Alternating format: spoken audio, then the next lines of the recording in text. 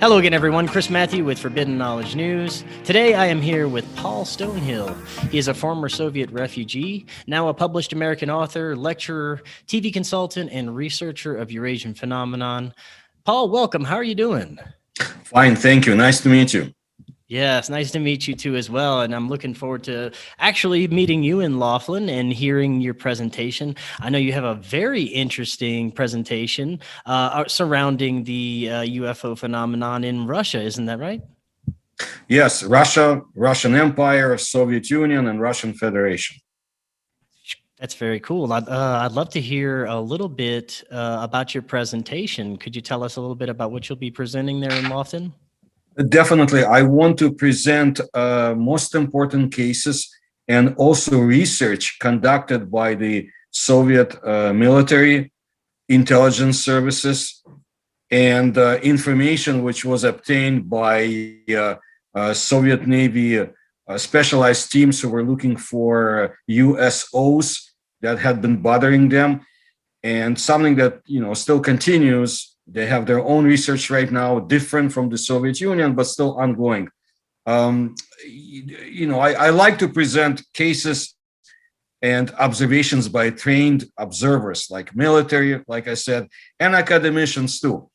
The Soviet Union, that was a totalitarian country. They had a different approach to UFOs and USOs, but at the same time, they were as concerned as the United States or China about uninvited guests. That's very interesting.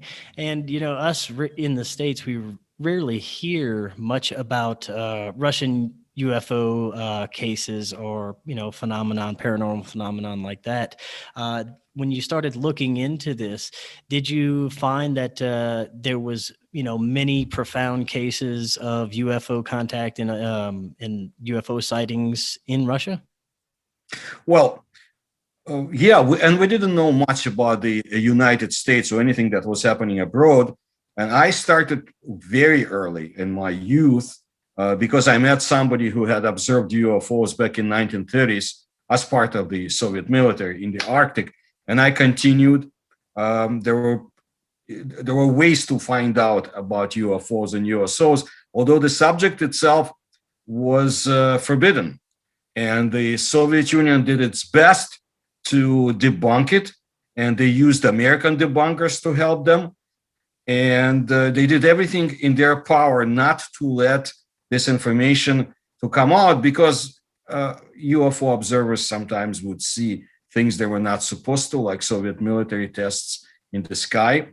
But at the same time, the government, the Communist Party, they were confused. They didn't know what was coming over their nuclear sites, entering Soviet waters and airspace. And they were hectic too, until finally in the late 1970s, they established secret military programs I will speak about to study UFOs.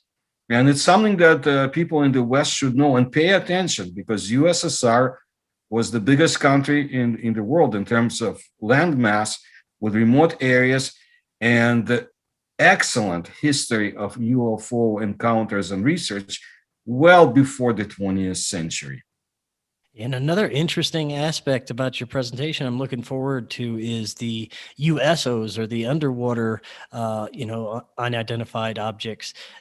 Whenever I hear about those, there's so many fascinating aspects to it, like, the speeds that they've been clocked at underwater and going in and out of the water without even, making much interference with the water.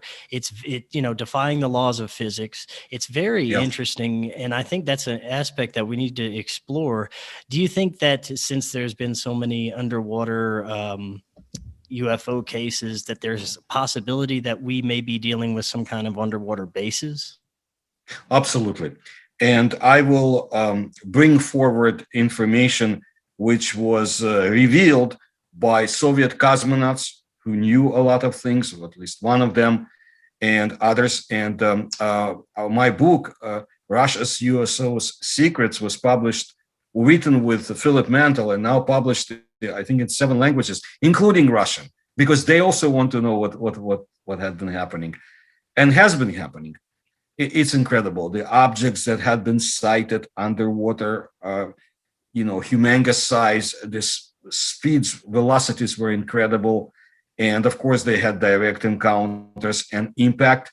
And this was started. We go back to the beginning of the 20th century, but all the Soviet military encounters and what it was doing to their psyche, because they knew this was no Americans or NATO, and vice versa.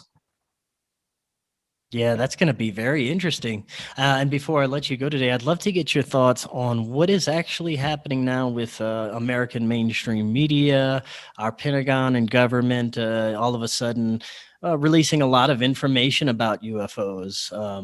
I personally, I don't necessarily trust the information, but I'm paying close attention to it. I find it very interesting. I'd like to know what you think about it. Well, I think that the time has come, and we don't know why, who is exerting pressure on the US government to start releasing all this stuff. Of course, minimal information will be released. It could be like a decoy or a subterfuge to hide what's really interesting. And I will speak in my lectures about the interaction between the Soviet and the American government and how long it has been going on, and the very complex issue of UFOs and USOs. So I like it, I like the more information to come out, the better. But as a former Soviet citizen, I'm very cynical, and I don't trust too much what I see today. Right. I can completely understand that.